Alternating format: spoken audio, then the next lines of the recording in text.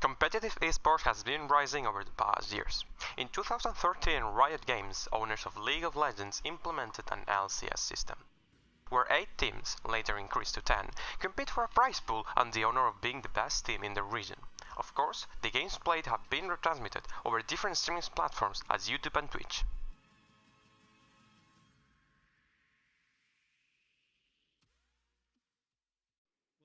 Halfway through the quarterfinals. I'm joined right now by Koma himself as well as Homan, who's going to help translate with coverage presented by Mobalytics. The inherent competitive aspect of LCS has shown necessity for an infrastructure, like coaches, analysts and psychologists.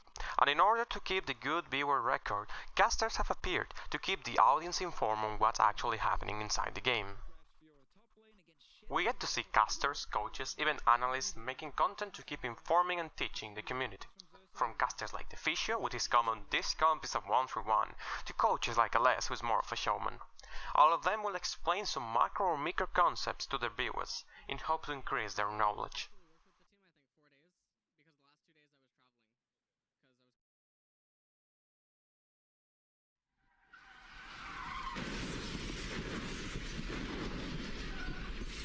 This is all a least intermediate macro, as it requires team comms understanding, wave control, pressure systems, etc.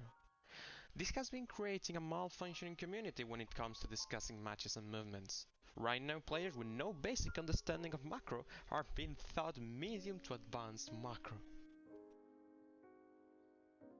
I believe that casters and coaches are constantly making an assumption that players from SoloQ already understand basic macro.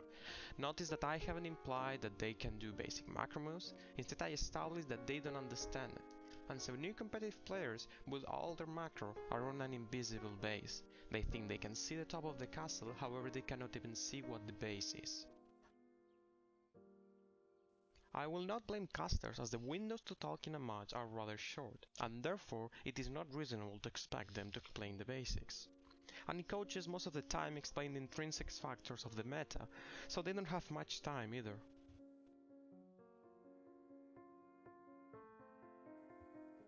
Here is where this series will try to fill this hole within League understanding for newcomers to the competitive world.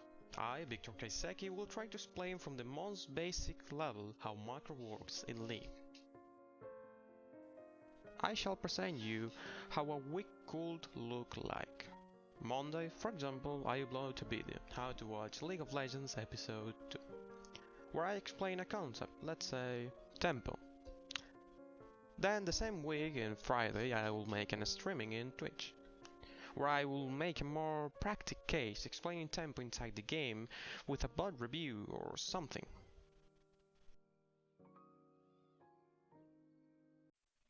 Okay, so this is the end of the video.